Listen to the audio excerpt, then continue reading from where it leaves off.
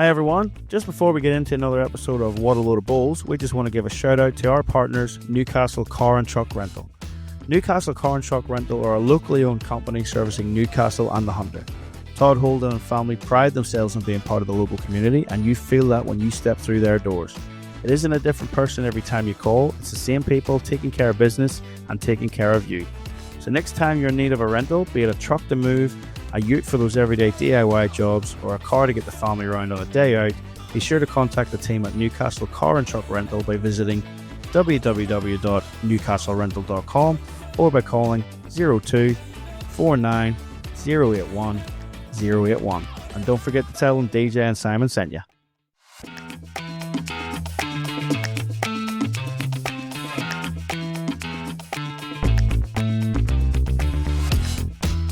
Welcome everyone, episode 62 of the What a Load of Bulls podcast. For all our regulars, welcome back. For all the newbies, you're very welcome. Make sure you go back and listen to the previous 61 episodes. DJ and Simon here again, but we are doing something different this time. You might hear a bit of background noise. We are greenside on the practice day of the World Bowl Series finals. Simon, how are you, buddy? Nice track down yesterday.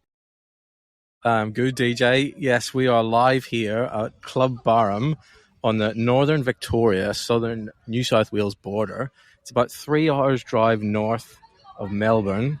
3 hours drive, which I did yesterday, to bring all the gear down to get set up here. Fantastic. The scene is 2 undercover greens here at Club Barham. Fantastic roof over. Club is absolutely fantastic inside. They've even got a gym in the club, DJ. Pretty fair club, mate. So it is, especially when, as you mentioned, we are pretty much in the middle of nowhere. It is as we're finding, sitting here, Greenside is the fly capital of Australia. They're attacking us everywhere. But yeah, mate, it's good to be here. It's good to see all the talent on the green having a practice. All the preparations getting done for the Bulls for Brisbane game tonight. So it is China versus the rest of the world. It'll be that one. It'll be the third installment of that. So we're looking forward to see how that goes. I'm not too sure what the teams are just yet. Well, if we find that out before the end of the podcast, we'll make sure we announce that. But yeah, we are here for the World Bowl Series finals. Great to be here, mate. You undersold yourself there. It was a 3-hour drive from Melbourne, but it was a 10-hour drive prior to that to get to Melbourne, wasn't it? Yeah, it was indeed. Yeah, you're an absolute plenty of driving. You're an absolute nutcase. But here we are. We're actually first ever podcast side by side, something different. So here we are, World Bowl Series finals, mate. We've got the 12 of the best men and 12 of the best women here contesting it. Who will be the World Series winners? All right. So with the men, top 12, like we said, number 1 seed is Ross Owen. Ross is here off the back of his men's World Cup gold. We've got Corey Wedlock, who all our Australian listeners don't need any introduction to. Nice lawnmower in the background, man. So we've got to love a bit outside. Yeah. Jack McShane, World Indoor Singles Champion as well. And not only that, Jack's just been selected in the Jackaroos recently too to go over to the Malaysian test. So well done to Jack. Sam Tolchard from England, World Cup gold medalist just recently there. He'll be one of the hot favourites. He's obviously in good form. Yep. Don McVitie from England. Isaac Juklepli. I'm going to have to practice that one all this week. From Malaysia. He got bronze in the recent World Cup singles and was runner-up in the World Champions at one time. Lee Schreiner, who we all know about. Aaron Sheriff needs no introduction. Cohen Litvin. Aidan Takarua off the back of his Hong Kong singles win. Well done there. Daniel Davies, who was Ross's partner in the World Cup pairs gold from Wales, he's here. And last man in, 12th seed, our teammate Gary Kelly got the call up. So that's the men's. With the women's, Selina Goddard, recent world number 1. She's here. Emma Siraji, the World Cup singles gold medalist. Ainali Jamil from Malaysia, World Cup singles bronze medalist. Dawn Heyman, who we all know about. Olivia Cartwright from Australia. Emily Kernick, World Indoor Mixed Pairs gold and singles silver. So Emily's been in red hot form. She was at the start of the year world number 1. Has been surpassed by Selina recently. We got Kelsey Cottrell, Hall of Famer. Kelly McCarran, who we all know from the podcast as well. Kelly's just here having won the Australian National Women's Singles recently. Cheryl Chan's here. Cheryl won the World Cup pairs gold for Hong Kong, China, and recently just got runner-up in the Hong Kong Classic pairs. Cassandra Miller's here from Australia. Nicole Rogers and Steph Branfield round out that field, coming all the way over from England, mate. So what do you think of that field? Man, that is fantastic. What a list of achievements all those players have, and it's great to see them here. They're all practicing in front of us. We are here live at the side of the green, and looking at some of the roll-ups, we're in for a bit of a treat, I think, of a few days. Yeah, the surface seems to be playing pretty well. They're getting them nice and close. Jack's nice and relaxed over there with the phone in hand and everything. Look at him go. Yeah, mate. So they're playing in 2 sections of 6 in both fields. So with the men, Ross, Owen, Cohen Litfin, Sam Tolchard, Don McVitie, Aaron Sheriff, and Gary Kelly round out section 1, with Aaron and Gary probably pick a round 1. They play each other first up at 11 o'clock on Wednesday. In the second section from the men, you've got Jack McShane, Isaac, Ish Rayner, Daniel Davis Jr., Corey Wedlock, Aidan Takarua, and I'd say Jack and Isaac first up. Jack and Isaac were both over at the World Indoors. Jack taking out the gold and Isaac taking out the bronze. In the women's sections, Selina, Cheryl, Dawn, Olivia, Kelly, and Steph, with Selina and Cheryl up against each other in round 1. That was a repeat of the pairs final at the World Cup recently. And in the women's section 2, you've got Emma, you've got Cass, you've got Alani, Emily, Kelsey, and Nicole. And Kelsey and Nicole will play each other in round 1. They're going to be playing 2 sets of 7 ends, 3-end tiebreak if needed. Top 2 of each section go through to the semi-final. So it's nice. It's short, sharp, very similar to the Commonwealth Games format that we're going to be seeing in Glasgow next year. So lots very similar as well, obviously, to the World Cup format that was just played by a lot of these players. Just the extra 2 ends on the tiebreak, which is a little bit less cutthroat, Simon, I have to admit. Yeah, definitely. The one break tiebreak is 1 end tiebreak. Sorry, that's definitely cutthroat. Yeah, now looking forward. There's plenty of buzz of activity going on around here at Club Barham. DJ, how can listeners tune in to this live event?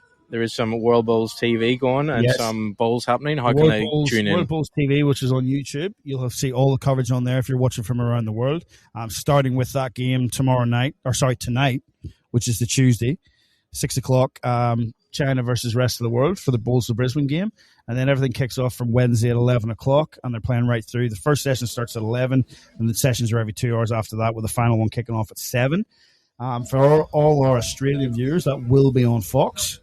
Nice. I might have to try and get you in the commentary box and make your debut on Fox. Last time I made a debut on Fox, it didn't go too well.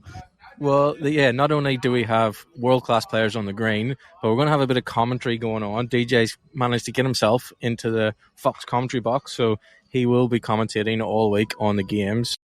There will be a familiar voice on the screens, and looking forward to hearing your commentary as well, DJ.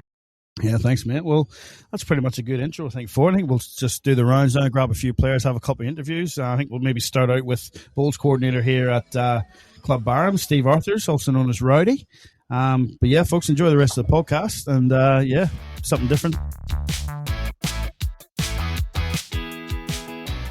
Okay, folks, first interview of the day. We've got Steve Arthur from Club Barham, the Bowls coordinator, also known affectionately as Rowdy. Rowdy, welcome to the Bowls Academy table, mate. What do you think of the setup? Yeah, it looks great. And thanks for inviting me, guys. Yeah, it looks really good. Yeah, no, it's thanks to Star Sub Apparel, mate, our partners for putting all this together for us. New gear, new tablecloth, everything's going really well. It's good to see that the Mac supporting you as well, because these are both Mac. Well, straight onto that, mate. Yeah. The facility looks fantastic. It's a Mac canopy, double canopy. Double canopy, yeah. From what I can gather, they actually put it up in 2 stages, though, didn't you? Yeah, so this one we're under now was first, and then the other one was about 2 years later. Yeah. So, yeah. And thus that other green's about 2 seconds quicker than this one. Yeah, because it was exposed to the elements for a little bit. A while. So who done the surfaces for you?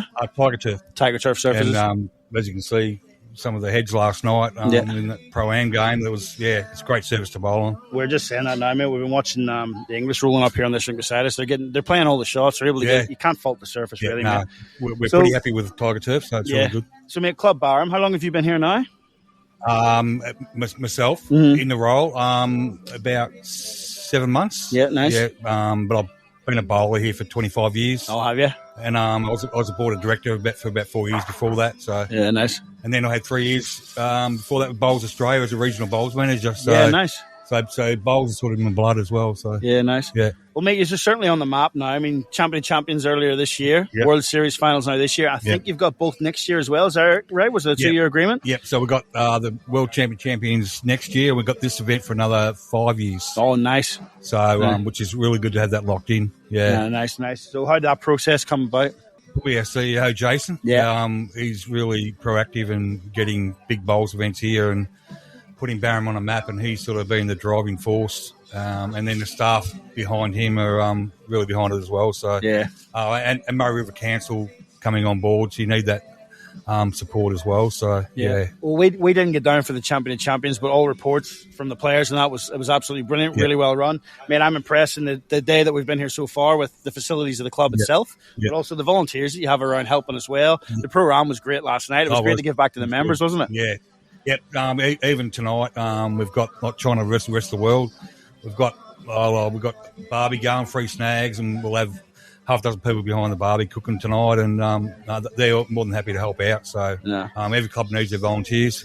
No, I mean it is great. It's great effort for you to put all this event on. You really have put on a good show, mate. And we've enjoyed it so far, haven't we? Absolutely, been brilliant so far. And just driving down, Rowdy, like you are a bit isolated out here in terms of Barham. Yeah, we are a bit in the middle of nowhere, but to have this facility here, and obviously it's a bit of a hub for the community. Yes, and I guess that's probably the success of the club, that you actually have to incorporate the community. The community's pretty small. Can you give us a bit of a rundown on what the region's like and what Barham is actually like? So Barham, Kundruk, the twin towns on the border, about 2,500 people.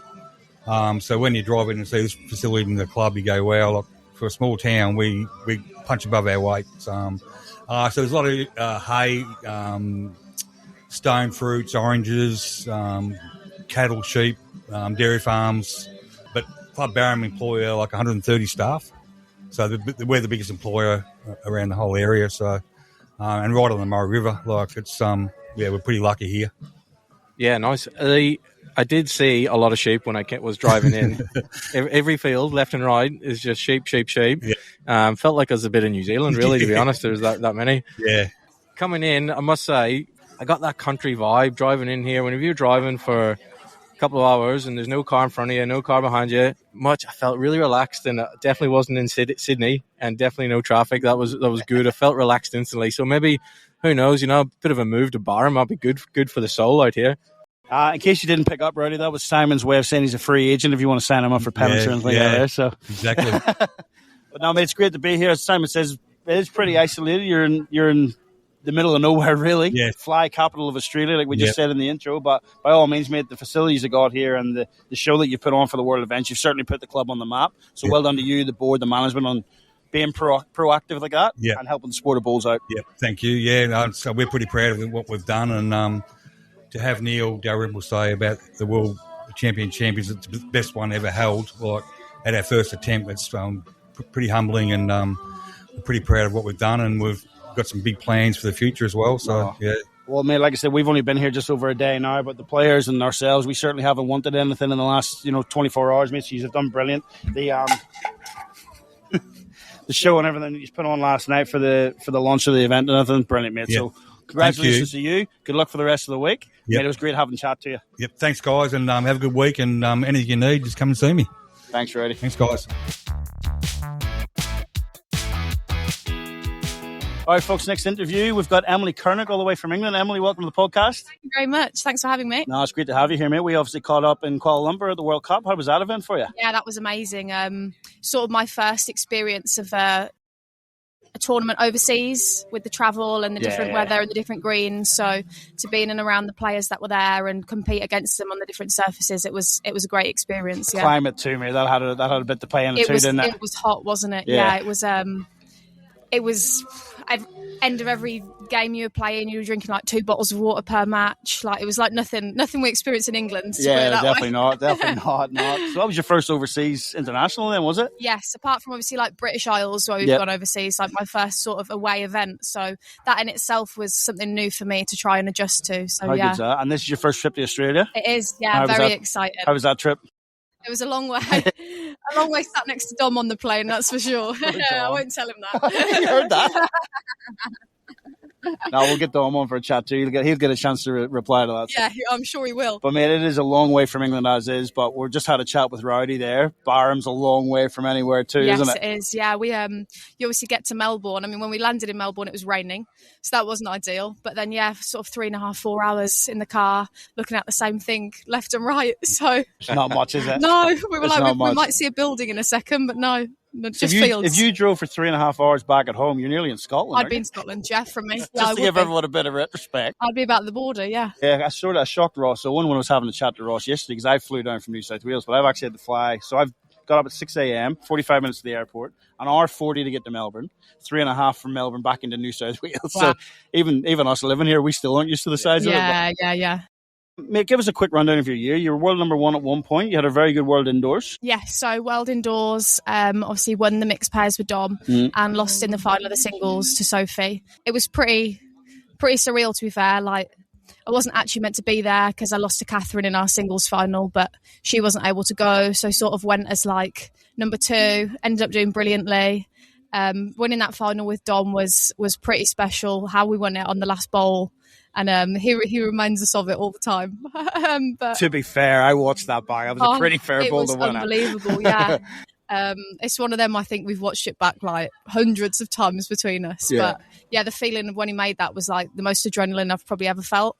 Yeah. And then going from there, winning gold in the fours at the British Isles, which sort of took me to number 1. And that was, I remember when Keris told me, and I was like, wow, like, it's an amazing feeling. Like, as someone that's only really came into it quite recently, I feel like I've sort of been thrust into like a lot of the top events and playing with the top players. Yeah, it was a great feeling. Yeah, but you're enjoying it, obviously. Yeah, it's I just love playing bowls. So I mean, originally I played a lot of crown green bowls, and I only swapped over when I was around 17 years old. Yeah, right on. Because of, in crown green, you sort of just play it in England, and you sort of look at this sport and you can play internationally, you can play overseas, Commonwealth Games, and sort of that is the reason that I swapped over. So putting in the work and feeling like I am now sort of getting the rewards from that is like, it makes it sort of feel a bit worth it. That's awesome. So now, then we went to the World Cup. Now we've got different conditions out here in Australia. We are under the canopy. We are playing on a carpet, which you're sort of familiar with, but it's a little bit different, isn't it, in these elements? And contesting these flies is something else, isn't it? They are everywhere. Yeah, you concentrate and you're about to send it and it flies right in front of your face, and it's a bit frustrating. But how are you finding the facilities here at Barham? Oh, the facilities are amazing. Like I say, it's the first time I've ever been to Australia and seen one of the clubs over here, and you hear about it from people that have been over here, but I don't think you fully appreciate how amazing they are until you actually see them. Yeah. Like, just the whole setup. I mean, the canopies over the greens are absolutely amazing.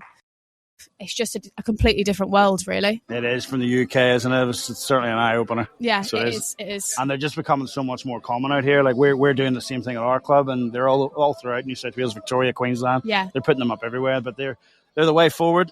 It means that we can play 24/7, so it's pretty good. So, mate, I was just saying to you before you came on there, you have been rolling up more than what I've seen anyone do here, so you're putting the hard yards in, so you're obviously very keen for the event. Yeah, I think when you come all this way, especially as like a first time, like, I want to, however I do in the event, like, I want to go away feeling like I put in as much effort as I could have done, and like I left everything out there.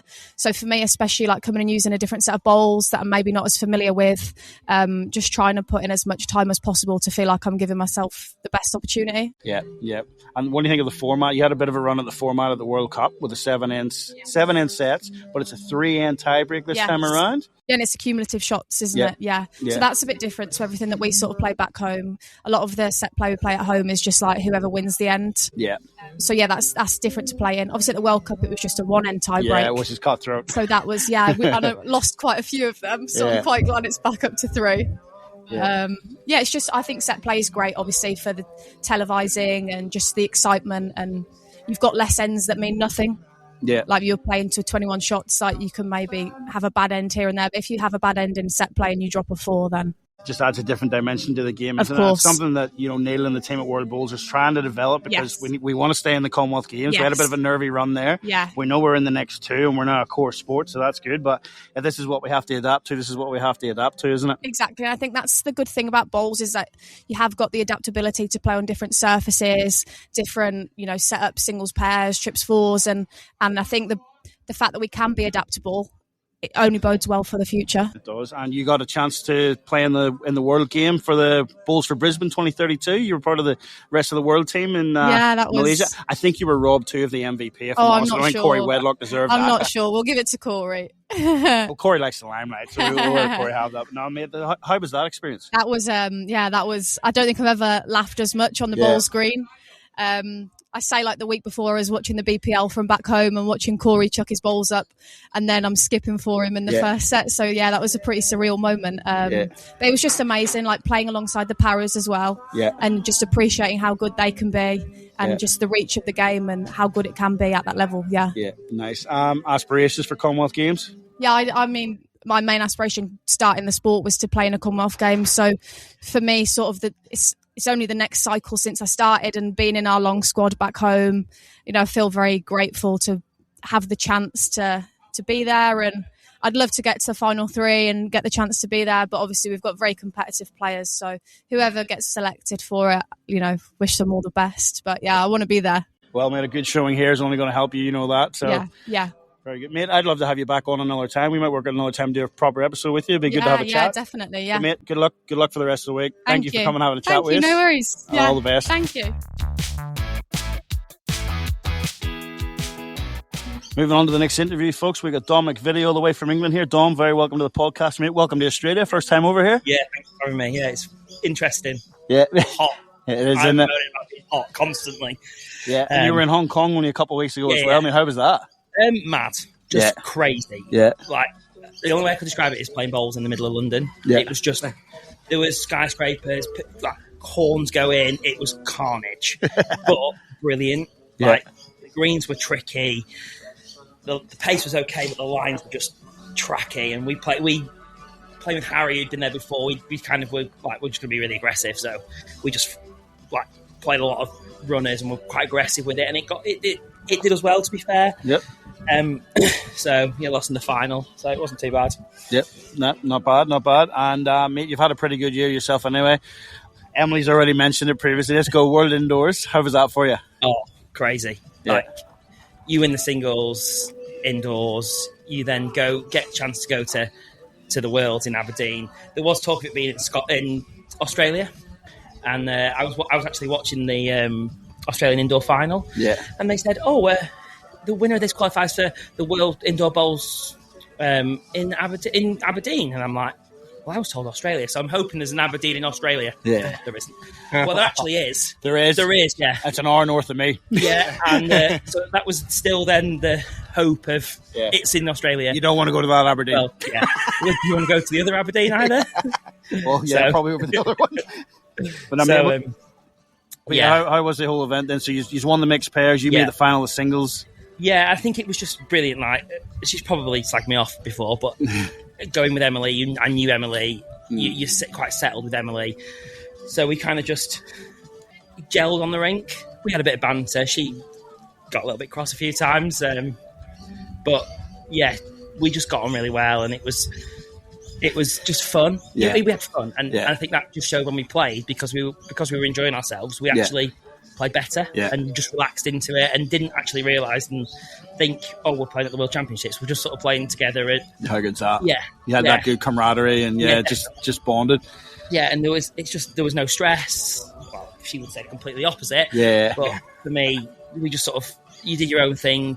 You kind of watched when you wanted. No, neither of you were very, like, if she didn't watch me, it wasn't an issue. If I didn't watch Em, it wasn't an issue. We just sort of got on with it, and we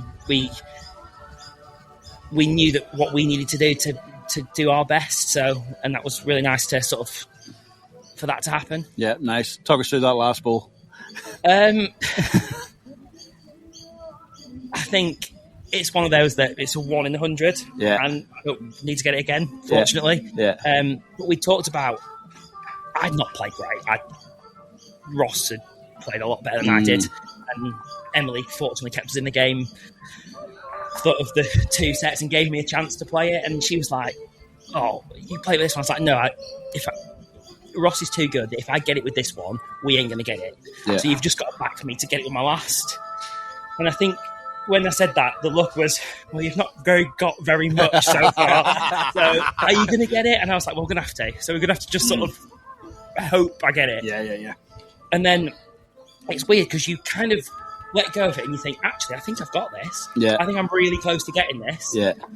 And the more it goes down, the more you think, I've got this. What's going on? I've got this. I just need it to go perfect. If it goes perfect, and then to get 4 to win the set is perfect. But I think we spent 2 or 3 weeks just sending it to each other. Me and Em just sort of, we'll just send it to each other. I think it was a daily thing. We watched it that many times. So to play a big bowl like that, what goes through your head when you stand on the mat? Emily's going to get up me if I don't get this. Yeah, that is a very good point. If I don't get this, she's going to be fuming with me because I'm not playing great. I don't know. I think the way I feel the last couple of years have gone for me is I feel like no matter how I've played, I always feel like I'm going to get something. And it's a big confidence thing, and my confidence is not generally been great. But the last couple of years, I've sort of felt like I can play bowls, which is quite nice. So I'm on the mat thinking, well, if I get it. I've got a chance of getting it. So I guess from that, like for our listeners and the bowlers out there, that even though you said that you maybe weren't playing the best that day, but always to be in the back of your mind, I'm going to get this, and just have that confidence that you can play that winning bowl. Even though the look that Em was like, "Oh, are you sure you're going to leave it to your last?" She backed me to get it, and I'm still on the mat thinking she thinks I'm going to get this, which is also a massive thing. Like, I'm looking down the green, and she's like, give it a bit of a clap, and she thinks I'm going to get it. She doesn't. She might not think that in her head, but the way she's coming out, portraying that to you, and that is also a massive confidence boost because you think if you think I've got a chance of getting this, if Em's down there thinking, you've got a chance of getting this, you've got a chance of getting it. Yep.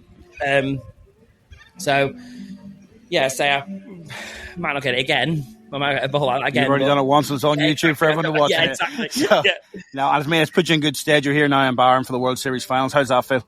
Oh, amazing! It's kind of, we knew it was in the calendar. You look at you've been looking forward to it. You're still not sure if you're going to make it because there's other things going on. You've tried to then play all our English nationals before, and just in case you make it, and then when that email comes through and you are there, it's like brilliant. Let's go. And it's really strange because I haven't had a passport for 10 years. So I've been to Belfast, been to Jersey, but I've never been anywhere like southern hemisphere or further afield. And then you go to Hong Kong and then Australia in about 3 weeks. It's just mad. So looking forward to just getting going and having a bit of a bash and see what I can do. Well, because it is pretty fresh, you've only really played in the UK. You had that experience in Hong Kong. Yeah. What's your first thoughts when you walk into this club? It's just compared to anything in England, it's mad.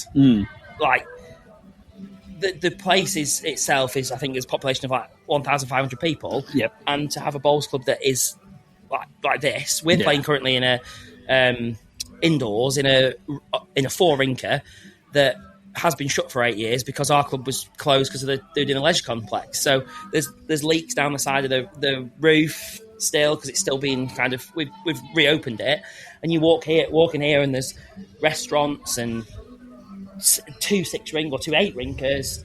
It's just like completely a gym on the side. You get everything you want, isn't it? Yeah, it's just you hear it. People say, "Oh, it's ridiculous over there," and you think, and then you walk in through the door, and I was like, "It is ridiculous over here." It's just completely a different vibe, a different, like, the facilities are just excellent. Yeah, and it really is in the middle of nowhere too, isn't it? Yeah, exactly. We drove here, and it was like, oh.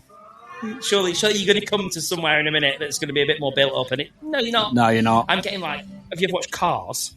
Yeah. Springs. Yes, that kind of vibe to it, which I think is a great description. Yeah, which I think is great. He describes that a couple of times to a few people back home, and they're like, it's just mad. Oh man, it's just well, we drove in. You say I had the displeasure of having to pick up Corey Wedlock, Aaron Sheriff, and Gary Kelly, and Gary just kept saying from the back of the car, like, he says, "Where is everything?" Like, it's just you can look, you can see the curvature of the earth in some locations. It's just so far. But it is. But you've had a good practice on the greens. How are you finding the greens out here? Pace isn't too much dissimilar to what I'm playing on at Spalding, to be honest. The lines are just interesting because I'm playing with a set of Dreamline XGs, and I'm probably chucking them similar to where I'd be chucking my Tigers, maybe just inside my Tigers slightly, maybe where I chuck my Evos, which, for the pace being very similar, just makes no sense. And I think the more practice, we've put a lot of practice in, we've tried to get here as much as possible, and I think that's the key to it. Just put as much practice in, and I think the difference here is, I've heard, I don't know, but like the wind makes a massive difference, and so you can put a lot of practice in, but it could change tomorrow. So you just got to just thinking about being versatile, just thinking, let's see how it goes. Let's just a bit of practice. You know the pace. You know an idea of what's going to happen. But that's all down to the day, then, isn't it? What do you think of the format? 7-end sets, 3-end tiebreak. I like the format. I think you can have a poor set and you're not out of the game. And I think with greens like this, there's a chance that. I think the thing I've struggled with at the minute is I play a really good end and I think, I've got this. And the next end, I'm like, this is not ideal. I've chucked it all over. And I also like it's the cumulative score tiebreak, isn't it? Which I think is so much better because you get rewarded for playing a good end. Yes. On the contrary, you get punished for playing a bad end, but that's your own fault. Whereas when you play a tiebreak we play in the UK, and you get just 4-1 end. You get 4-1 end, lose a single, and all of a sudden you're in a tie. It's the last end, isn't it? Which doesn't seem fair. Yeah, and actually, you end up with really scrappy ends because somebody plays a good ball, and then they just cover the spot, and you end up with quite a scrappy end. Whereas I think in this format, every end is like the same, and every end is decent. If you play a good end, you get rewarded for it. Yep. And I think that for me, that I like it. Yep. And you've come all the way out here. The draws come out, and you play Sam Tolchard first up. Yeah. All the way to Barham to play your international teammate. Yeah. I've not got a great record against Sam, to be fair, either. So well, it's time to change that. I think I'll put it this way: I'd have a few more national titles if I hadn't played Sam in the final. Yeah, right. So, but yeah, it's nice. I think the group is a bit. Well, you're not going to have any easy games here, but Gary Kelly, Sheriff, Ross, Sam, and Cohen as well. Man, I've got it as a group of death. Yeah, I really do. It could have been slightly nicer, but at the end of the day, there's a top 12 here, and every game's going to be tricky. So you just got to take every game as it comes. And I think you playing with Sam, being involved in Commonwealth sort of selection with Sam, you get to know the way he plays, and he is literally like. When you play in nationals at Nottingham, he knows every ring like the back of his hand. He knows where I'm going to bring them out 6 inches further because your balls don't get back and mine do, and it's just mad. Like he's like a book. He could write a book. So I think it'll be a lot of let's follow what Sam does tomorrow and see what happens and see if that helps me. Very good, mate. Very good. So obviously, hopes and aspirations, Commonwealth Games down the track. Good showing here is going to help that. Yeah, definitely. And I think if you'd have asked me Commonwealth Games, I think Commonwealth Games being indoors helps me a little bit because I'm a better player indoors than I am outdoors. So this being on carpet again probably just helps me a little bit. Not that grass in Australia is anything compared to grass in England, but just helps me a little bit. So yeah, just keep trying to put my balls near. Like anybody in their right mind would pick Sam, Jamie, and Nick because they've been there, they've done it, they've won world medals, won Commonwealth medals, they've won world championships. But I've just got to keep trying to put balls near and give the selectors a headache and keep doing what I'm doing. So that's what I'm sort of going for, and let's have a bit of fun and a bit of put balls near and see what happens. Good on you, mate. Well, all the best to you. Good luck for this week. Good luck for selections down the track, mate. Thanks for coming down and sitting with us. Yeah, cheers. Thank you. Thanks very much. Thank you.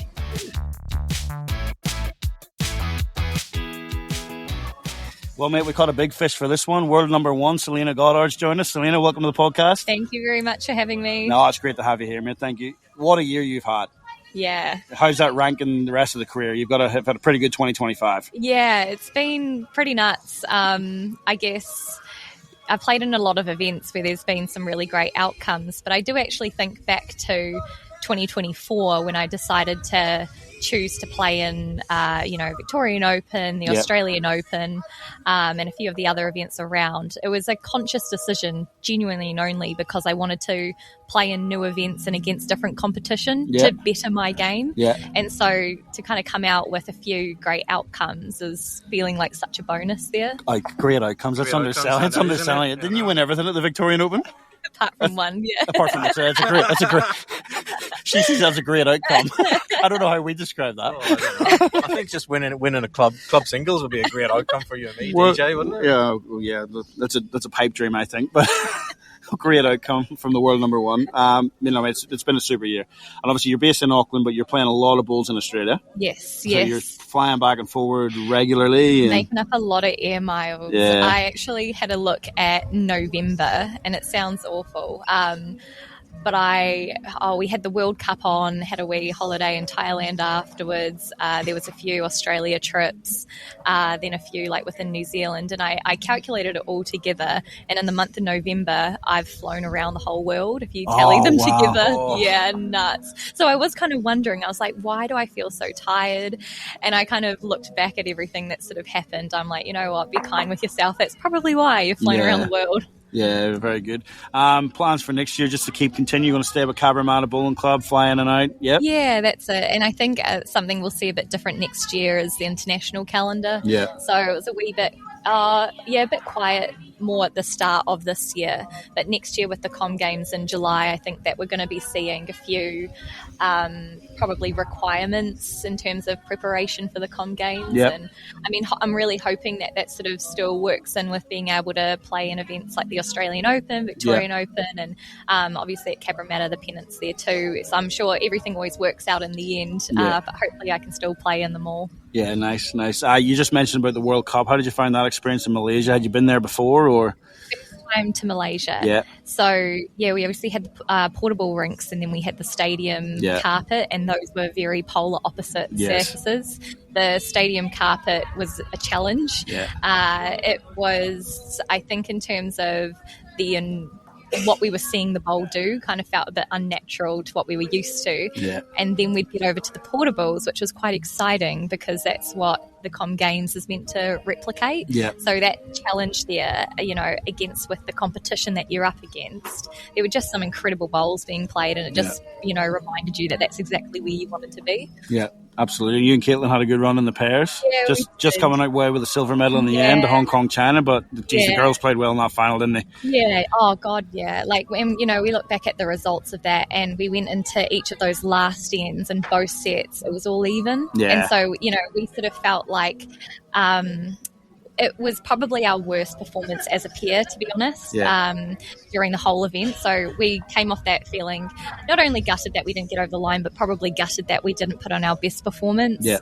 But then to kind of look back and think, goodness, we were only maybe one bowl out of, forcing that to a tiebreak or winning the set. It's quite harsh, that format, but we knew that was going to happen anyway. And that's what you're going to be playing in Glasgow, all being well if you're selected as well. So, but being current world number one, playing in the World Bowl Series finals, obviously you think you're in good stead for that. You've had a great year, so we'd like to see you there anyway, Selina. But back here at Barham, you've been to Barham before. Is this your first time Barham?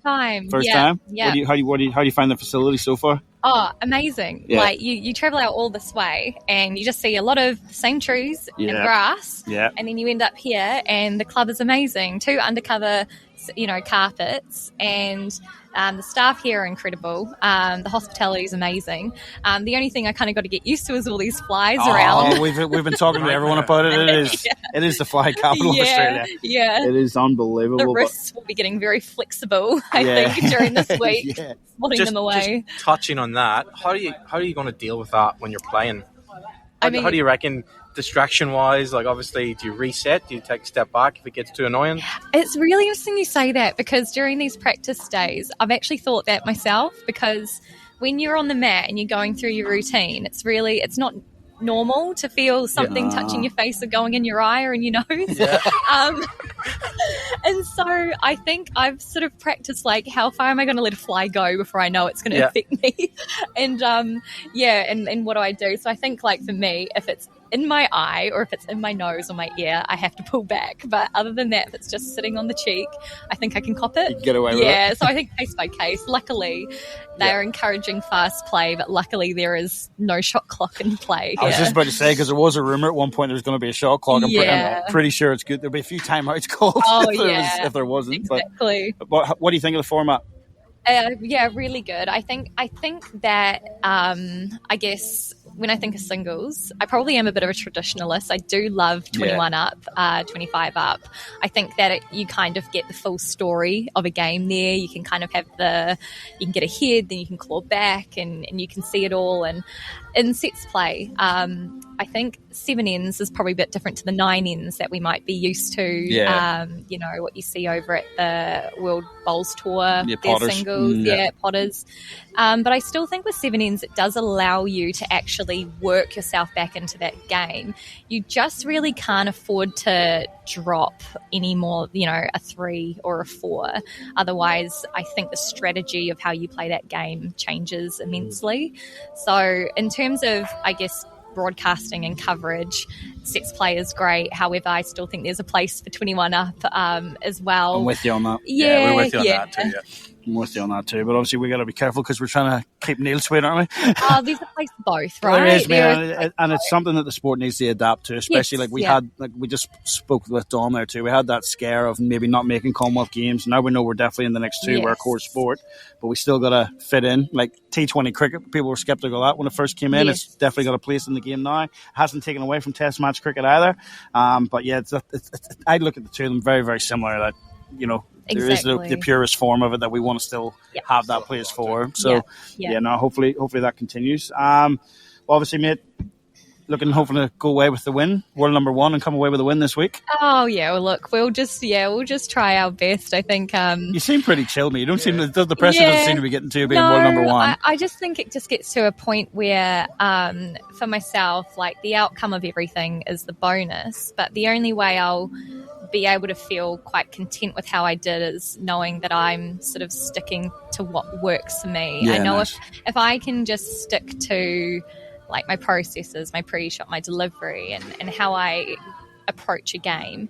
If I come away and I haven't done very well and I've 100% committed to that, like, you got to be happy. It's such a tough event that you're in. It is. Whereas if I slipped on those processes, I'd be gutted because I haven't really given it my all or my best chance to perform well here. Yeah. So I think that's the only thing I can control. Yeah. And just, 14. It's a fantastic feel, isn't it? Like, top 12 women on the planet here, and even look at some of the names that even aren't here, it just shows you what the feel is like and what it could be like. The sport's in a good spot, I think. That's it. And I think too, it is a singles event that we're playing, and so, but the events that you can qualify in to be here is more than just singles. However, when you look at the field, I'm pretty sure every single woman here has proven themselves in singles in one of their events. So there really isn't one person out there that's not going to be super competitive. No.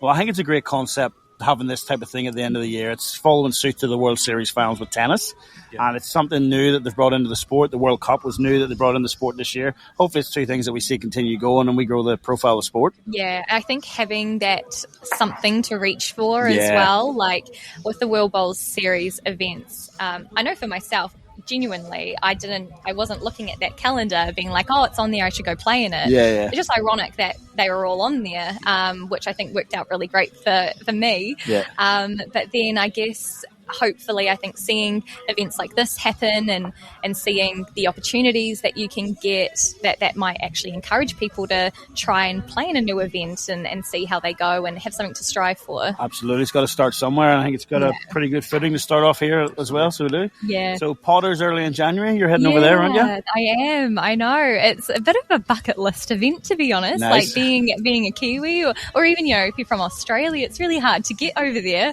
I feel really fortunate that the board saw my name and went with me as the overseas player, because there's only 8 women that get that opportunity, and for the rest of the women, I understand. I think they have the defending champion come back, but even for them to get there, they've had to qualify as such. So it's sets play. It's going to be on carpet. Going to get used to bowls that can turn really wide before I go play over there. And I'm really fortunate and really feeling really thankful to get that opportunity. Yeah, and how's selections looking for Commonwealth Games for New Zealand? When are we going to find that out? Do you know roughly when you're going to be? Will we find out if you're in or out? I don't actually know. Don't know yet? I don't actually know. We don't have a... You're not the only one. I've spoken to a few of the guys around the scenes here. They don't know either. They're just waiting to hear from the national body of when it is. Yeah. Pretty cutthroat with only one, or maybe it's 2 or maybe 3 people could go. 2 or 3, that's it. And I think it was a little bit unknown because I think that some like post-World Cup events were a bit up in the air of what will there be, and, you know, but more so what event can happen that can give those national players the best opportunity to trial or compete on. So I think a few things have just been a bit up in the air, and that's probably why we don't know a solid date. But I guess I would, I think for myself, I'm really hoping to be there. It's incredibly cutthroat. Only three. I think, again, I don't even know if the intention for New Zealand across all the disciplines is whether they're going to go with the 2 or the 3. It's because it is a choice. So if it is just 2, that's even more cutthroat, isn't it? It is. It's, we think 5's cutthroat. You got to take another 2 out of that again. It's pretty savage. But all the best for it, Selina. Thanks for sitting down with us now. Good luck the rest of the week. Hope you do well. Awesome. And we'd love to have you back on another time for another chat. Thanks, guys. Right. Thanks very much. Thank you very much. Why stop when the sun goes down? With a MacMax canopy, the inbuilt lighting keeps the action going after dark. From serious club competitions to barefoot bowls with mates, or even a sneaky practice roll-up before the pennant finals. Roll up for a great night out. For bowls after dark, make it a MacMax. Okay, folks, next player off the rank, Sam Tolchard. Sam, welcome on the podcast, mate. Cheers, thanks for having me. We're just having a quick chat there. You've fairly got around the globe in the last couple of months, haven't you? Kuala Lumpur, then I hear. Yeah, definitely. Race out there, race home, bit of work, back to bowls, play some bowls at home. It's been pretty. You've been travelling around a fair bit, but for the last 15 years, haven't you, in the England setup? So you're probably used to it by now. Yeah, definitely. We're so fortunate, the countries and the places we get to go over these years. Yeah. It's and, amazing, really. First time at Barham, mate. What's your thoughts on the facilities? Oh, the club's incredible. It reminds me, it was a long time ago I went to Mohammed, but these clubs over here are just amazing. We have nothing remotely anywhere near this at home. It's incredible. Yeah, it reminds me of the first time I came out in 2008, and we were talking to the guy in the car on the way down from the airport. He said they were only at a small club. And that small club he was at was bigger than anything I'd seen back home in Northern Ireland. I try and explain it to people at home. It's just the only way I always think it's like walking in a casino. Yeah. Obviously because of the pokies, but just because the lights always dark, because it's so bright outside, I guess, to make sure everything's duller inside. It's just, that's what it feels like to me. It is, and it's hard to explain to people, but you have to experience it. You really do have to experience it. Amazing. The social side of these clubs is just insane. It is, mate. It's a community hub at times. Like, you can't, I don't know too much in England, but back home, like, you can't go to the TAB, you can't go to the pub, and you can't go to the club all in the one spot where everything's under one roof. Just has everything. Like you say, they're just like hubs of the community. Like, everyone goes there who's nothing to do with bowls, but breakfast, lunch, dinner, beer. Yeah, it's got everything, hasn't it? Yeah, like everything, isn't it? It's great. Yeah. Mate, you've got a plethora of titles. Well, let's go back to Kuala Lumpur just a month or so ago. World Cup, how was that? Oh, yeah, it was amazing. I've been lucky to play in a lot of events. Like having the way like the singles worked and the pairs, like having two of the best players from every nation and having just the top nations there, like the highest 12 ranked, I think it was. And then you get two singles players from every nation, which obviously Commonwealth Games, World Bowls, you only standardly get one. So it's just doubles the difficulty of the event. It was, it was incredible. We were probably slightly disappointed how the pairs went, but obviously it's just so cutthroat. Those 5 end sets is it can be harsh. On fire too, didn't you? Yeah, the game against everyone was talking Sam Tolchard round 1 against Ireland. Everyone was talking about how well he went, and I kept looking at the scoreboard thinking, "Gee, something's going on." But it's mad. Like we started off so well, and then we played Ryan Bester and Canada, and you lose like 2 sets by 1. I think we're probably 1 up going into the last end of both sets. You lose 2 sets by 1, and then your momentum's gone, and it's just hard to get it back in that. Pretty ruthless. Yeah. You gathered yourself together for the singles, came away with a gold medal. How was that? Yeah, amazing. Like, our group was so tough. Like, I think pretty much every game of the whole group went to a tiebreak. So, and that one end is such fine margins between being somewhere and being nowhere. Like, it's incredible. Yeah. But you didn't fancy that in the semi-final against Corey. You decided with that last end. I know. I think it's weird, isn't it? When you need a 3 against someone like Corey, I guess you relax a little bit. Yeah. And then, like, the first one goes in, you don't really think any of it. The second one goes in, then you play in your third one, then there's some pressure, because then you're like, I actually have a chance of doing this now, and you want to avoid that. Obviously, one end shootout. It didn't look like pressure from where I was sitting in the commentary box. Me and Barry are sitting looking at each other like, what is going on? it's just coming off that outdoor was so different to the portables. Yeah. And before I played Corey, I played 4 in a row on the outdoor surface, and I just found the portables were nice, but when you spent so much time off it, I just found it really hard to correct that first game on the portable. So like, if I got my first there, I felt like I could, and I think I did that against Corey. When I got my first one there, I played a really good end. But the amount of ends I didn't get my first there, and I just really struggled to adjust. I was slightly better at adjusting in the final, but yeah, it's just coming off different surfaces, isn't it? Yeah, and I think the Indian fella, I said it on the podcast a couple of weeks ago, I said the Indian fella, after he beat Azat in the semi-final, I think he used up all his emotional energy on that one. He was posing with the flag, tears and everything, so I think he'd used all that up. So he started off pretty well against you, but you played some big ones early on, which led you away from him. Yeah, I think in those short formats we were saying earlier, like it's just so you can win those first end or two of the set. Honestly, like playing catch up is just so hard. It's chasing already, isn't it? You naturally just change the way you play. Yeah. Well, it's put you in good stead. It's qualified you for the World Series, which we're in now, mate. What's your thoughts on the World Series format so far? Oh, yeah, it's incredible. Like the club here is amazing. Like to choose this to host it. The field's like incredible again. So yeah, it's just really exciting to test yourself against these players. And similar format in the single, 7 end sets, but a 3 end tiebreak this time with cumulative shots going towards that. So. Yeah, it's totally different, isn't it? That's totally So, yeah, you'd expect a lot of the games to go to tie breaks with how good the field is naturally.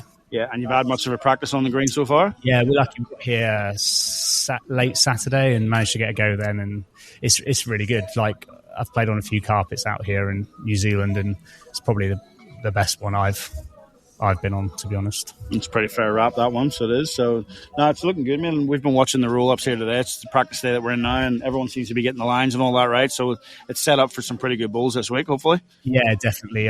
The green definitely allows you to play. So, just excited to get going, to be honest. Yeah, confidence level's pretty high?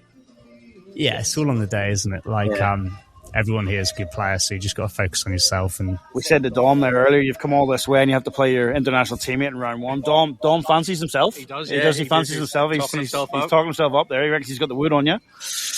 Dom's a great player. He's not biting. He's a great player. Obviously, play a lot with Dom. Have a lot of respect for him. So, excited to play him.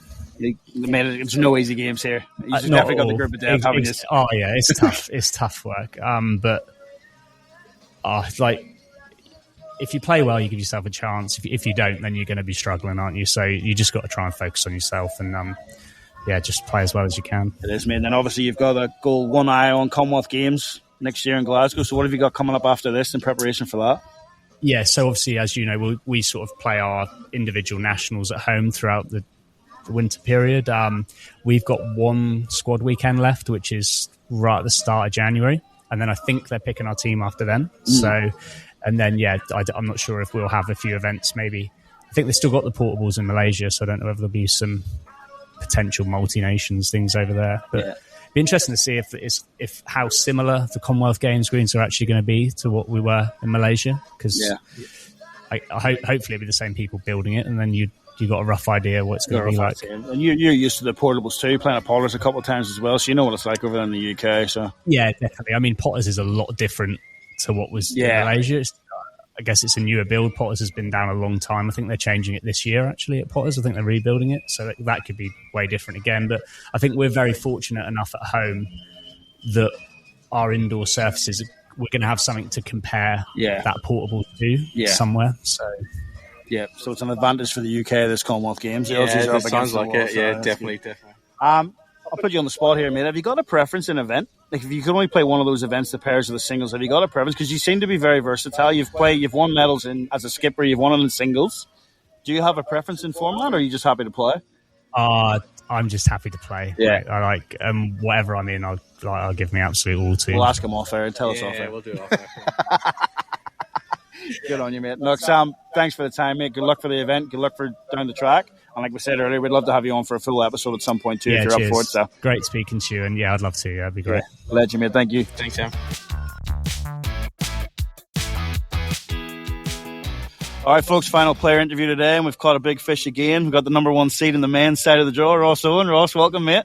Yes, thanks for having me, guys. Good to be here, mate.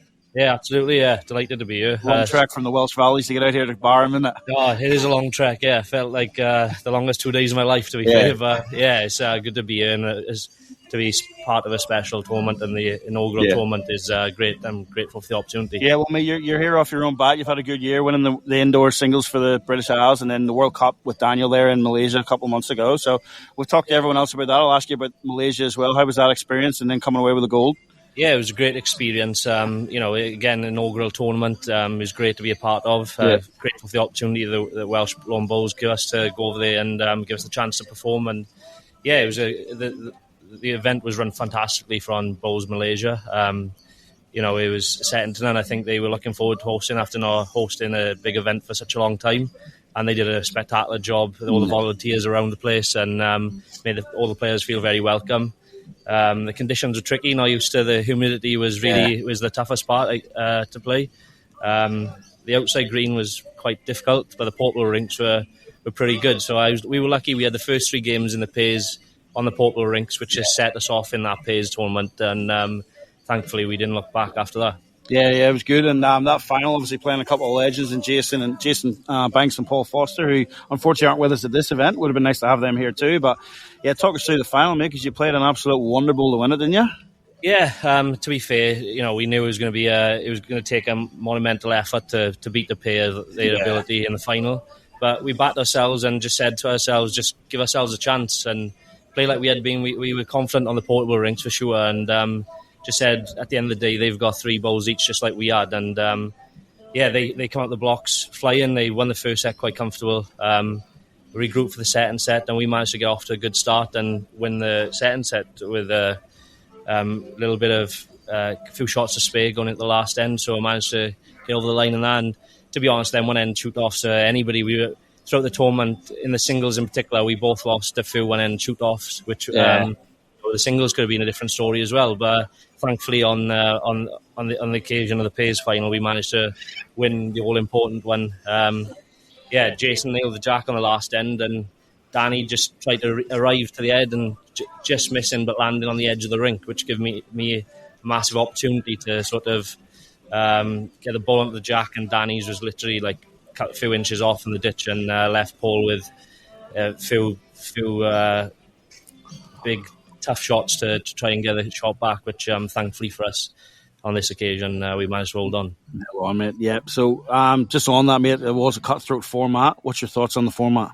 Because it looks like that's what we'll be playing at the Commonwealth Games. Yeah, I get why they do it, because it's all for TV, and I guess it just makes it that bit more exciting for the public, and especially people who wouldn't necessarily be playing bowls or know an awful lot about bowls. So I see that sort of things. But from a player's point of view, it is, like you say, cutthroat. I feel like it's a massive leveller. Yeah. It was a one-end trial end, which, again, when we were playing on the outside rinks, it weren't so bad on the portable because they were so true. But the outside rinks were so tricky. It would have been really nice to have the trial end back up as well, what we'd be used to. And again, the one-end tie break is brutal. I think I lost 3 one-end tie breaks in the singles, and all of them I lost in the last bowl. Yeah, and I win a couple of them, and I probably topped the group. And so it's very I guess I see both sides, but I just enjoy the traditional. I think around the players that is the consensus. We're all purists here. We like the 21 up in the singles. We like even if it's a shortened format of 15 ends or something. That's what we like to play. Yeah. But as we've said as well, we were very lucky to even be in the Commonwealth Games after what happened with Victoria knocking it back, and we've adapted. We're going to have to play on the portables. Yeah. We're going to change the format up. It's probably derived a bit from the BPL. I think they've played in Australia. Do you watch much of that back home in the UK? Yeah. I tune in to watch as much of that as I can. It's quite an exciting tournament. Again, from the outside, not having to play in it is pretty good to watch because it's exciting. Absolutely. Something different for the sport. Yeah, of course. And nobody tends to dominate because of the format and that sort of thing. So it's quite exciting from a neutral point of view. But I guess the players involved in the BPL would be a bit like probably enjoy the traditional format a bit more as well. Yeah. We're talking about different formats of the sport, and obviously you're involved in a lot of international things, and having a bit of travel, different surfaces, grass greens and wilds, completely different to carpet out here in Club Barham. To give our listeners a bit of an insight, how do you prepare for that kind of stuff? You just got to try and make the best the best of the resources within which you have, really. We obviously got the indoor facilities back home that we play quite a lot on, which is pretty similar to this, I guess. Obviously, you've got the outdoor elements with the because it's just a roof and with outside, so you still get the outdoor elements. And the flies, yeah. An awful lot of flies, yeah. But I guess you just got to try and. I think you just got to try and give yourself the best opportunity within the resources that we have. And then when you get to the venues, you just got to try and put in as much time as you can. Like we've put in lots of time since arriving here a couple of days ago, just to try and give ourselves the best chance, really.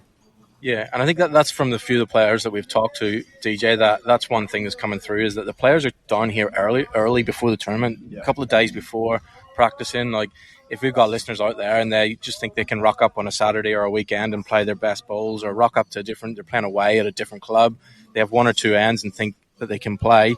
This is something that's coming through from the top players in the world here, that they're coming down days before and getting down on the green. They're still here. They've been here from 9 o'clock this morning. It's now 1 o'clock, and the players are still out there practicing, and they are geared up and ready to play. So yeah, that's good insight from us there, and yeah, awesome. So, mate, number one seed, how does that feel when you've seen that come out and you're here's the number one seed? Yeah, it's pretty surreal, to be honest. You know, like growing up, I watched and loved bowls from a very young age, and watching a lot of like my idols playing on TV, whether it be at Potters or like on Sky Sports when I tune into like the Aussie stuff, YouTube and all stuff like that, and then to see myself just alongside them for the last 12 months in the top 10 in the world, and then thankfully after winning the World Cup moved up to number 2, and unfortunately as you touched on earlier, Jason, it would have been great to have the likes of Jason and Stuart and Ian here, but it's just quite surreal, as I say, and it's just a nice touch, really, for the effort. I put a lot of time in back home, and it just makes all that worthwhile and pays off, really. Yeah, that's good, man. That's good. And your section, it's look, there's no easy games here. It's 12 of the best men in the world playing, but that number one section is pretty fair, isn't it? Yeah, it's pretty hot, yeah. You're just trying to look, and sometimes you look at a section and you can pick the games that you think, I'm going to target them games, make sure I win them games, and then any others after that are bonus sort of thing. But, yeah, you can't look at any games like that in this section. For sure. Is going to be, I guess you'd like to think that everybody's going to beat each other, and shot difference could well play a part at coming towards the end. It is, man. It's going to be cut through. I'm very interested to see how this one pans out. There's no way you'd be shocked if someone went through that undefeated, wouldn't you? Absolutely, especially in this sets format. Again, like we say, there'd be probably a lot of games just going to go to tie break. Yeah. So it's just trying to rack up the shots if you get a chance towards the end of a set, or even just claw your way back at the end of a set, just to make it reasonable. Because, like I say, it's without doubt the shot's going to come into it at the end. Does that affect your approach to each game, that shots count? Are you going to be thinking, okay, well, I'm not going to drop a 3 or a 4 here, I might change my shot, and does that come into it? I think first and foremost you got to back your ability and back yourself, that you can go out there and beat each player. Like, we're all here, we all good enough players to beat each other, so you've got to back yourself to win first and foremost. And then each situation is going to be that little bit different, and you might, at certain points in the game, you might have to refer back to that sort of, and just be, if you're going good in the first couple of games, then you probably got a little bit more leeway in the final couple of games. Hopefully you're in that situation where you can take a little bit more of a defensive approach, I guess. This is your first trip to Australia, Ross? Have you been here before? Oh, thankfully, this is. I've been very fortunate. This is my 6th trip to Australia. Yeah, nice. So each time I've been to the Gold Coast, so it's actually nice to come somewhere different. Yeah. Play World Juniors twice at Pro Beach, the Commonwealth Games there in 2018, World Bowls there 2 years ago, with the multi-nations just before the Commonwealth Games. So there's my 5 times up in the Gold Coast, and yes, Barham's like a very different place. It's very different, isn't it? But it's great to explore these different places and the different cultures, and it's brilliant. It's hard to remember at times just how much experience you got. Me, I'd only been 31, so you've done all right, haven't you? What was the youngest you were when you qualified for Potters? I think I was 17 when I qualified for Potters, and it was my birthday's early in January, so I was 18 by the time I got there. Yeah. But that was that seems an awful long time ago now, shall we say? Yeah. But you'd have been lucky to be on the PGL team by then, DJ, wouldn't you? Whenever you were 17. Do you remember 2010 in City of Derry? No, you don't? Yeah. I've always got that over you, Simon. I've always got that over you. But good try. Now, mate, look, hopefully you enjoy the rest of the trip here as well. What's the aspirations for next year? Obviously, Com Games. Yeah. What's preparation looking like in Wales for that? Have you got some camps coming up? What events have you got coming up? Yeah, we've had a couple of brief camps. We're doing a lot of work with a couple of local universities, with the sports psychologists and the sports strength and conditioning guys. And there's a lot of work going on behind the scenes with the backroom staff and that. They're taking a lot more professional approach, which is good to see. So we've had a couple of get-togethers with them. And as a squad, we've got a short list of 6 men and 7 ladies at the moment. Yep. Which obviously is going to get cut down to hopefully 3, perhaps 2. It's very full on. It's going to be a tough process for the selectors for sure, but they're going to have a good headache, you'd like to think, because we're lucky that we got a number of players that put themselves in the hat, especially, like Danny's been on a great run of form of late, and Carl Wood, and challenging the boys who you would probably have thought would have been in before the recent run of form. So it's all exciting, and very much looking forward to trying to push myself into contention, and get myself on the long journey up to Glasgow. Up to Glasgow. Well, after Malaysia and then Barham, I think you probably deserve a bit of a closer trek. Absolutely, I'd like to think so anyway, So you got Potters coming up in January as well, or if you qualify for that? Or just the Pays. So funny enough, there's a funny story. So Jared Breen was actually meant to play in Malaysia with myself in the World Cup. Unfortunately, due to work commitments, he couldn't make that event, so I had to drop out pretty late in the day there. Danny came in.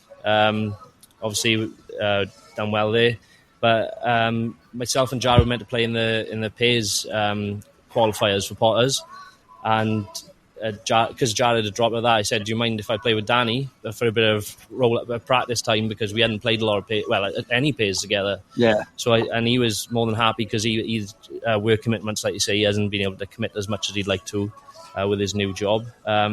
We ended up playing in the Pays qualifiers and qualifying with Potters. So we actually been on a pretty good run so far. There's something brewing here, isn't it? So far, we've been doing. It's gone good, to be fair. So me and Danny play an Aussie pair in the first round of Potters. So excited about that. And we'll be underdogs at the event with so many big names there. But I'm sure we can, if we can play like we can, then we can cause a few upsets there. Might see the two of them in the final here together too, mate. What about that? Yeah, might do. That'd be good, eh? Yeah, that'd be pretty good, yeah. I'd take that for sure. You'd take that for sure, mate. Nah, mate, look, thanks for coming and having a chat to us. Hope you enjoy the rest of the week, mate. All the best, and we'll hopefully see you lifting the trophy at the end of it. Fingers crossed. Cheers for having me, guys. Much appreciated. Thank you. Mate.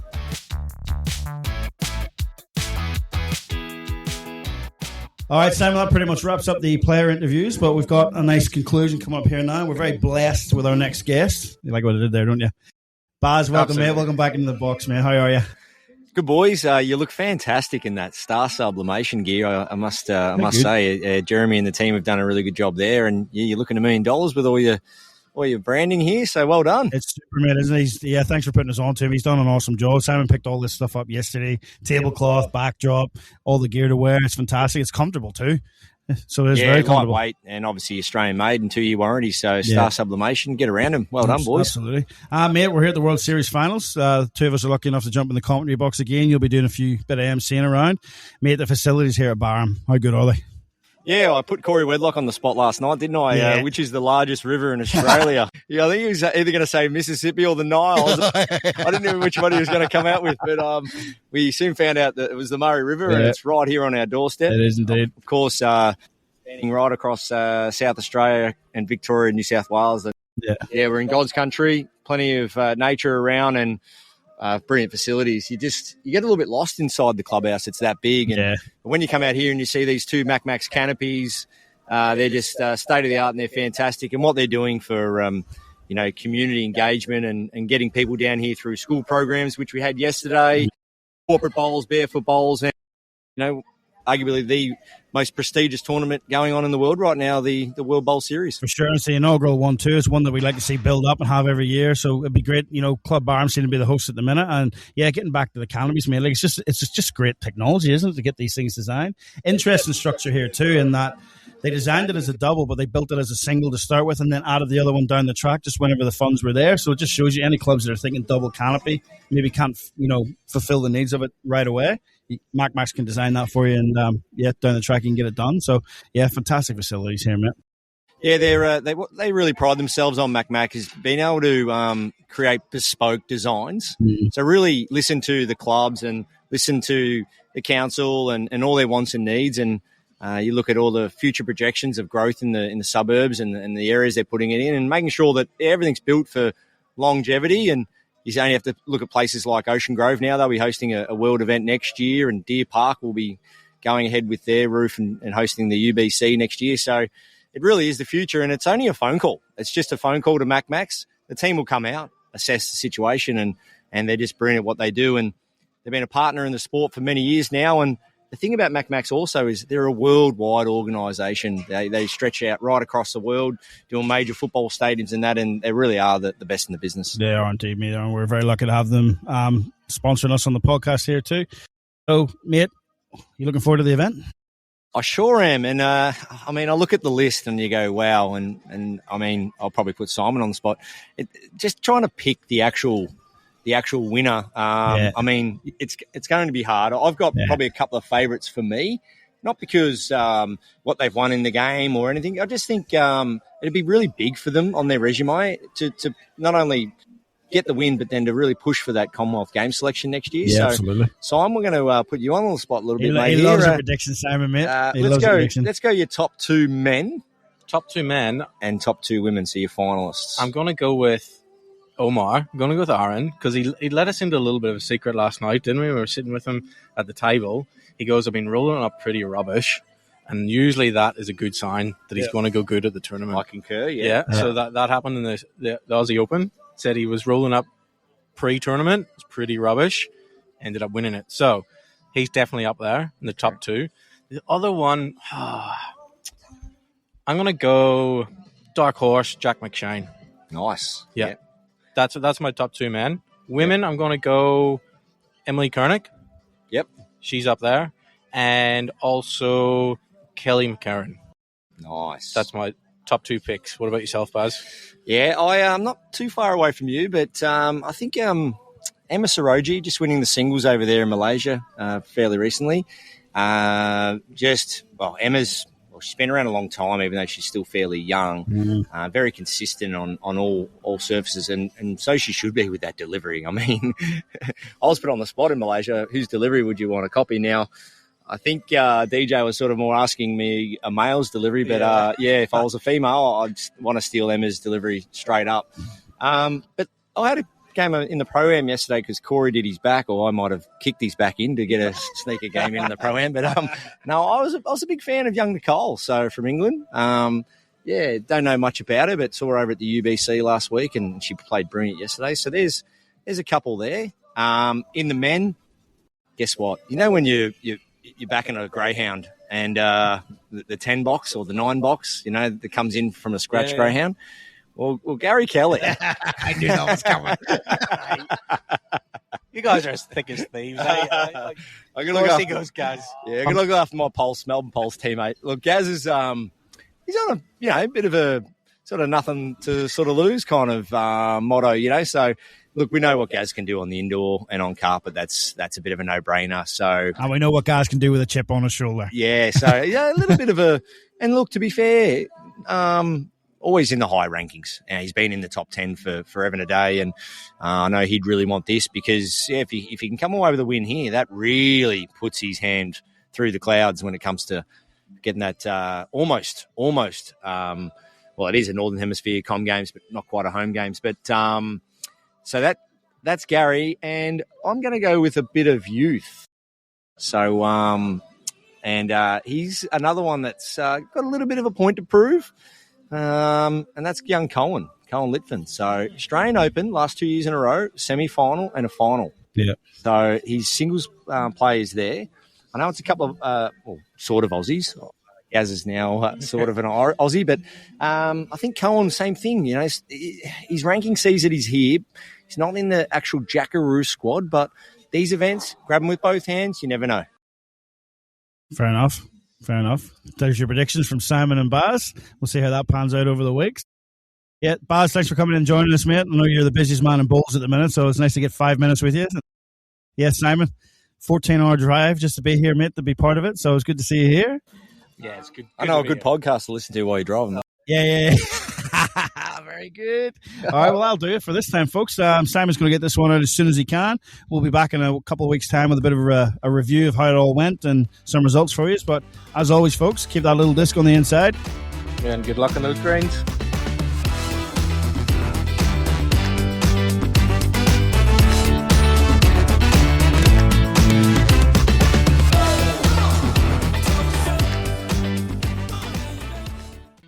The views, information, or opinions expressed during What a Load of Bulls podcast episodes are solely those of the individuals involved and do not represent those of any group, organisation, or employer associated or affiliated to individuals. This podcast is for general information purposes only, to educate and inform. This podcast does not constitute professional advice or services. What a Load of Bulls does not guarantee the accuracy or reliability of any opinions expressed or statements made within episodes.